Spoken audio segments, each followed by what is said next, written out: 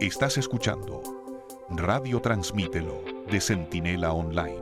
A continuación, te presentamos el análisis del libro Transmítelo, la historia de Alcohólicos Anónimos, donde dos personas analizan este importante tema. Hoy nos sumergimos en una vida, llena de contrastes, ¿no? Y en el origen de un movimiento que ha tocado a millones. Bill Wilson y Alcohólicos Anónimos. Vamos a usar extractos de una biografía para guiarnos. Así es. Y es que para entender un fenómeno como AA, pues es casi indispensable mirar de cerca al hombre detrás, con todas sus luces y sus sombras, claro. Su historia personal es como la semilla de todo, ¿no? Pues arranquemos desde el principio. Bill Wilson nace en 1895, en Vermont. Y fíjate que la biografía cuenta algo curioso. Nació casi literalmente detrás de la barra del hotel de sus abuelos. Órale, qué dato. Sí, y bueno, su infancia queda marcada muy pronto por el divorcio de sus padres. Eso lo deja, pues, con una sensación de abandono, aunque sus abuelos maternos lo querían mucho. Exacto. Y esa herida temprana parece ser clave, ¿sabes? Generó una inseguridad muy profunda, pero al mismo tiempo una necesidad casi obsesiva de De destacar. de ser siempre el número uno. Y su abuelo Fayette, que fue como una figura paterna, lo retaba constantemente. Lo retaba, y Bill respondía, vaya que sí. Hay una anécdota increíble con un boomerang. Su abuelo le dijo que era imposible, que solo los nativos australianos podían hacer uno que regresara. Ajá. Y Bill se obsesionó. Meses tallando madera hasta de la cabecera de su cama, hasta que lo logró. Una muestra temprana de esa tenacidad casi compulsiva, ¿no? Totalmente. Esa determinación lo llevó a buscar ser el mejor en todo, pero esa misma intensidad, pues, tenía su lado oscuro. ¡Claro! Sufrió pérdidas muy fuertes, como la muerte de Berta, su primer amor. Eso lo hundió en una depresión que duró años. Y ahí es donde aparece Lois Burnham, quien sería su esposa. Exacto. Lois fue fundamental. Le ofreció como estabilidad, un ancla, en un momento muy bajo para él. Ella representaba, pues, una clase social, una seguridad que él sentía que le faltaba mucho. Sus años de formación siguieron siendo, pues, algo irregulares, ¿no? Sí, bastante. Estudió ingeniería un tiempo, luego leyes por insistencia del abuelo. Entró a la Academia Militar de Norwich, pero ahí, otra vez esa sensación de inferioridad, incluso ataques de pánico extraños. Y luego la Primera Guerra Mundial. Eligió artillería costera, que se consideraba más segura, y eso después le pesó, le generó culpa. Y es justo ahí, fíjate, durante el entrenamiento militar, antes de irse a Uroca, donde prueba el alcohol por primera vez. El primer trago. Para entonces, Lois empezaba a notar que su forma de beber, pues no era muy normal. Aunque ella todavía confiaba en que podía cambiarlo, ¿no? Sí, tenías esperanza. Después de la guerra, la ambición lo consume. Le cuesta trabajo adaptarse a la vida civil, encontrar un buen empleo. Curiosamente tuvo una fase breve de ser socialista, por puro resentimiento después de que lo despidieron. ¡Qué curioso! Sí, pero eventualmente encuentra su lugar en Wall Street, como investigador de inversiones. Ahí es donde parece que despega, ¿no? Ahí explota su talento para los negocios y su ambición. Sobre todo en los años 20, con la especulación marginal, invertir con dinero prestado básicamente. O sea, alto riesgo. Altísimo riesgo. Hizo y perdió fortunas. Era una montaña rusa. Y mientras pasaba todo eso en Wall Street, ¿qué onda con la bebida? ¿Cómo iba eso? Pues se agravaba, dramáticamente. Empezaron los desmayos, el comportamiento errático, perdía la confianza de sus socios. Lois escribía en su diario su desesperación. ¿Qué ponía? Describía cómo llegaba borracho noche tras noche y la incapacidad total de Bill para parar una vez que empezaba a beber. O sea, no era un bebedor social. Bebía hasta perder el conocimiento. Hasta el olvido. Exacto. Y después venía un remordimiento terrible, una culpa. Pero el ciclo volvía a empezar. Y entonces llega el crack del 29 y Wall Street se queda en la ruina. Completamente arruinado. Intenta otros negocios, uno fallido en Montreal. Regresa a Nueva York, promete dejarlo, jura que ya no más, pero la obsesión era más fuerte. Era un ciclo destructivo. ¿Qué te digo? Y ese ciclo lo lleva una y otra vez a un lugar específico, ¿no? Sí, al Hospital Towns. Un sitio conocido en Nueva York por tratar a alcohólicos, digamos. con dinero. Y allí se encuentra con una figura que va a ser clave, el doctor William Duncan Silkworth. Silkworth, háblame de él. Fue importantísimo, ¿verdad? Importantísimo, sí. Silkworth le dio una explicación que para esa época era, pues, revolucionaria. Le dijo algo como, Bill, tú no eres un inmoral, no eres débil, tienes una enfermedad. Una enfermedad. Eso lo cambia todo. Cambia la perspectiva. Describió el alcoholismo como una combinación de dos cosas. Por un lado, una alergia física, decía él, que hacía que una vez que empezaba a beber, no pudiera parar, el famoso fenómeno del ansia incontrolable. Ok, la parte física. Y por otro lado, una obsesión mental, un pensamiento recurrente, irresistible, que lo llevaba a tomar esa primera copa, aún sabiendo las consecuencias. ¡Guau! Eso debió ser un alivio brutal para Bill, ¿no? Quitarle ese peso de la culpa moral. Un alivio inmenso, sí. Dejó de sentirse como una basura moral, ¿sabes? Pero aquí viene la paradoja. ¿Cuál? Entender que era una enfermedad no le dio el poder para detenerse. El conocimiento no fue suficiente para controlar la compulsión. O sea, sabía lo que le pasaba, pero igual no podía evitar tomar la primera copa. Exactamente. Y de hecho, su desesperación se hizo todavía más profunda. Cayó en un pozo de terror, de odio a sí mismo, incluso pensamientos suicidas. ¡Qué terrible! Lois llegó a temer que se aventara por la ventana, ¿no? Sí, bajó el colchón al piso de abajo. Bill mismo dijo que estaba loco por el alcoholismo. Estaba en el fondo del abismo. Y justo en ese punto de oscuridad total, en noviembre de 1934, recibe una visita inesperada. Sí, la visita de un viejo amigo de la escuela, Evie T. Evie llega a su casa y está sobrio, visiblemente sobrio. Bill, como de costumbre, le ofrece ginebra. ¿Y Evie?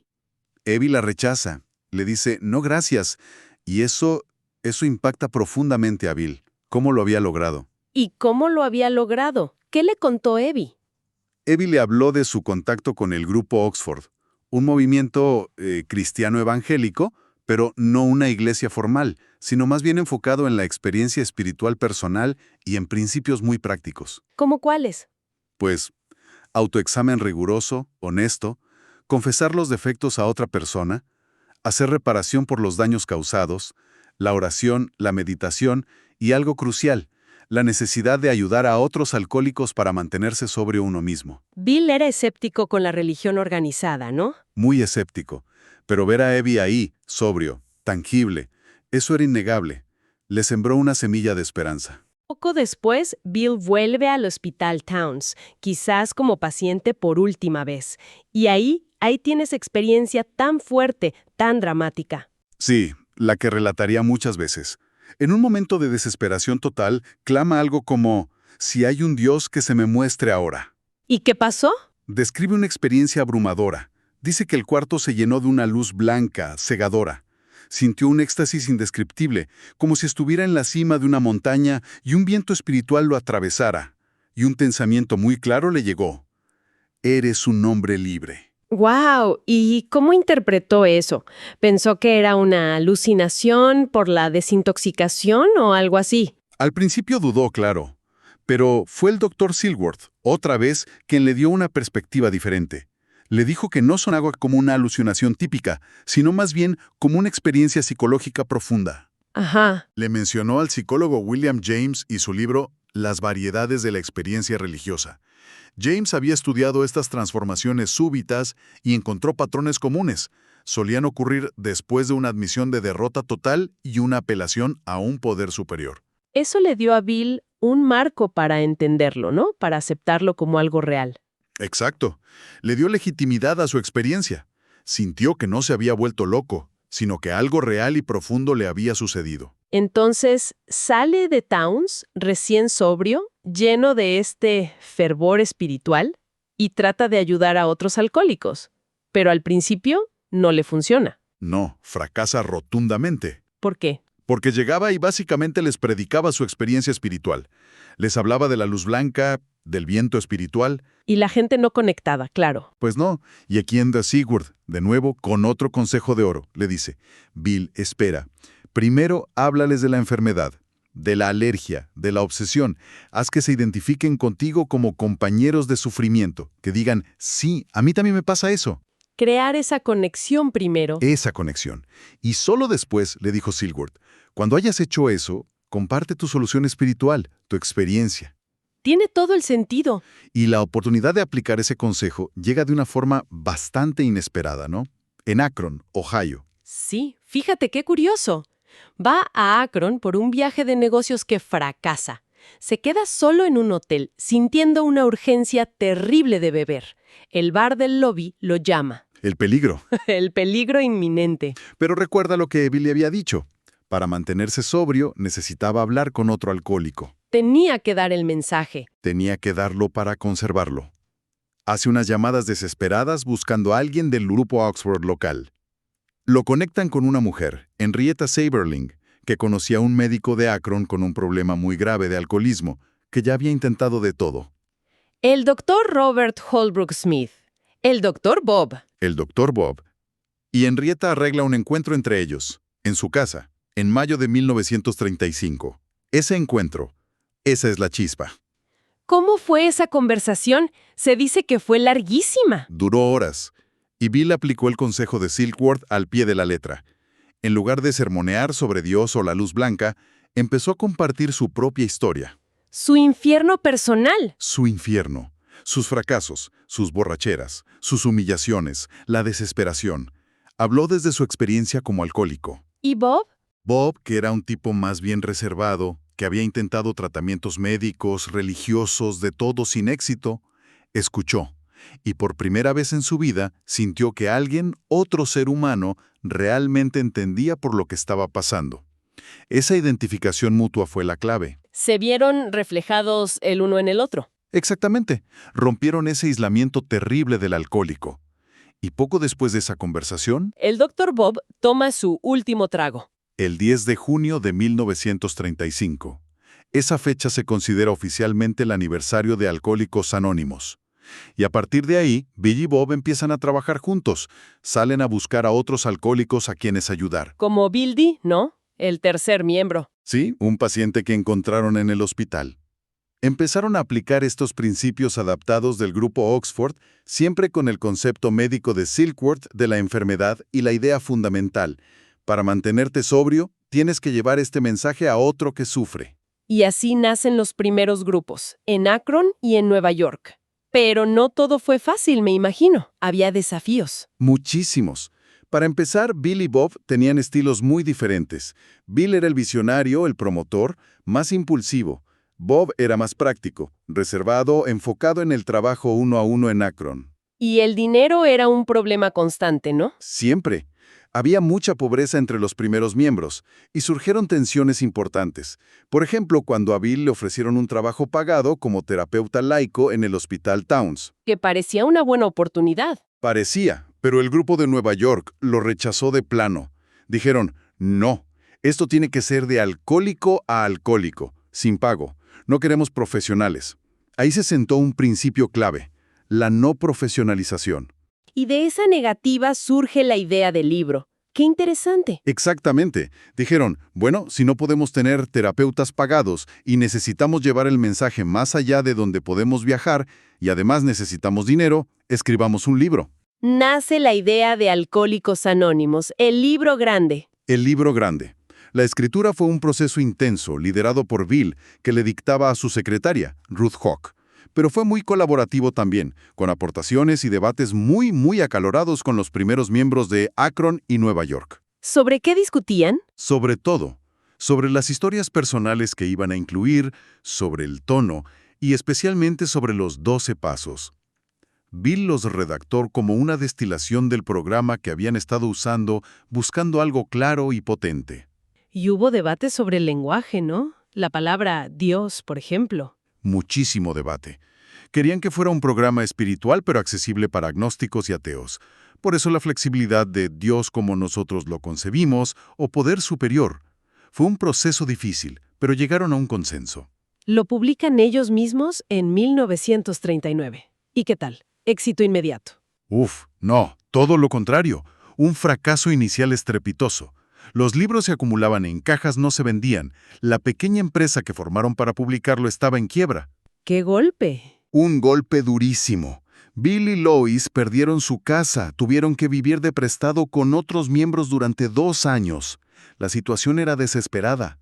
Hank P., que era socio de Bill en la empresa del libro, recayó, en parte por resentimientos. Incluso hubo una cena con apoyo de Rockefeller Jr., ¿no? Pero tampoco. Dio algo de publicidad, validación, pero muy poco dinero. Parecía que AA se iba a pique.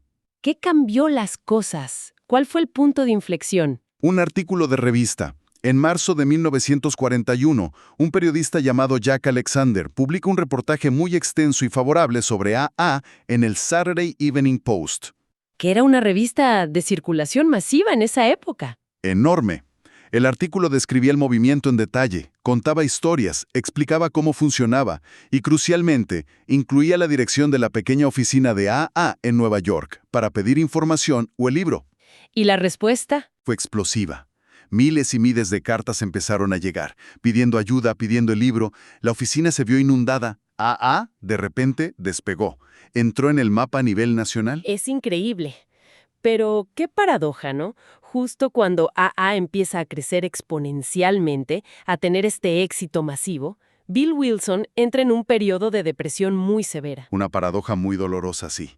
Durante años, especialmente a mediados de los años 40 y principios de los 50, sufrió episodios de depresión paralizante. Se sentía inútil, vacío, incapaz de escribir o trabajar. Justo cuando era visto como el gran líder, el fundador. Exacto. Era el señora A para el mundo, pero por dentro estaba destrozado.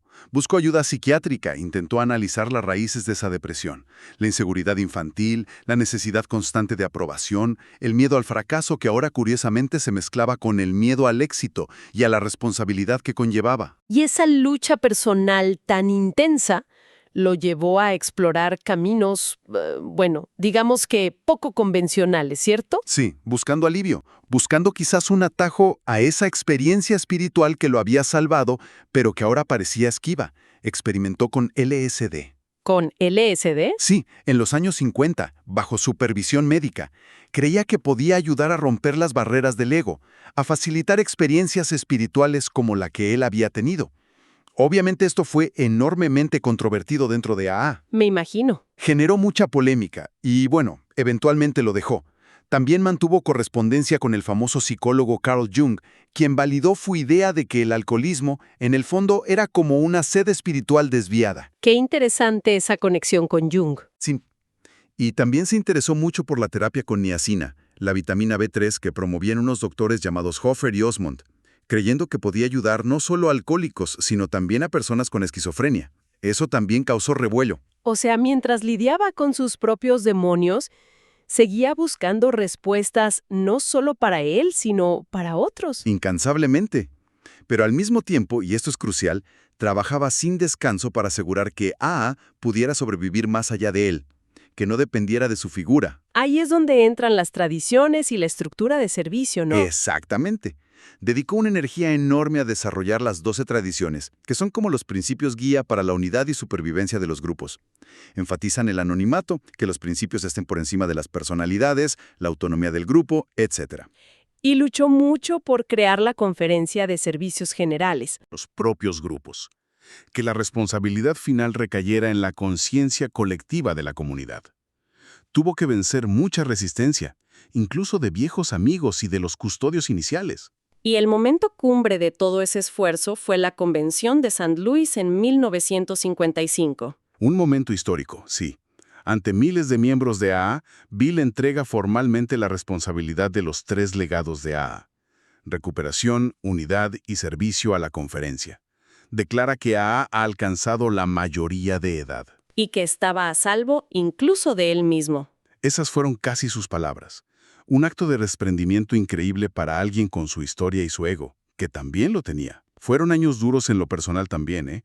Perdió a Dr. Bob por cáncer en 1950. Poco antes había muerto Anne, la esposa de Bob. Sí, Anne Smith en 1949. Luego murieron sus padres. Y su propia salud, pues, se deterioró mucho por el enfisema. Fumó sin parar durante décadas, murió en enero de 1971. Es un viaje, ¿qué te digo? Asombroso. De esa promesa inicial a la ruina total por el alcohol y luego a cofundar un movimiento que ha ayudado a millones en todo el mundo.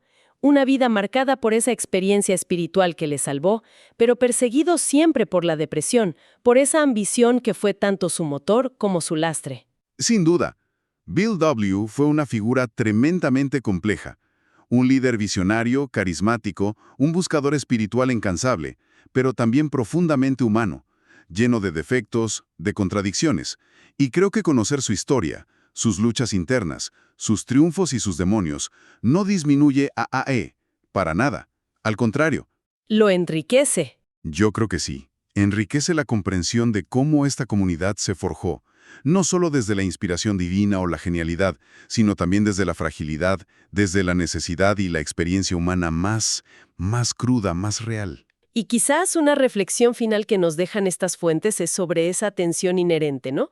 La que existe entre el impulso, la visión de un líder individual fuerte, a veces carismático, a veces errático, como fue Bill, Claro. y la necesidad de construir una conciencia colectiva, una estructura basada en principios, en el anonimato, para que una organización perdure más allá de su fundador. ¿Cómo logran las organizaciones, sobre todo las que nacen de una figura tan potente, equilibrar esa dinámica para sobrevivir y cumplir su propósito a largo plazo?